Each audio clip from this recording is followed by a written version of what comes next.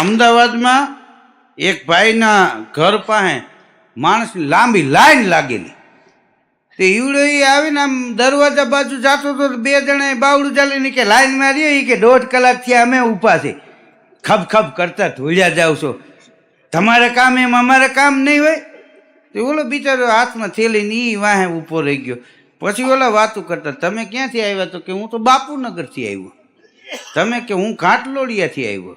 તમે કે હું રિંગ રોડેથી આવ્યો. તમે કે હું પાલડીથી આવ્યો. પછી ઓલો વાહ થેલી લઈને ઊભો રાખ્યો. તેને કીધું તમે? એ કે ભાઈ આ મારું જ મકાન છે, હું બકાલું લેવા ગયો ના હું થયું ભગવાન જાણે.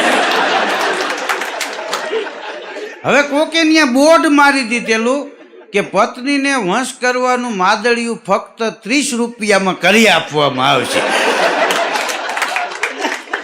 એના સારું લાઈન લાગી. અને આપણે અહીંયા ઘણી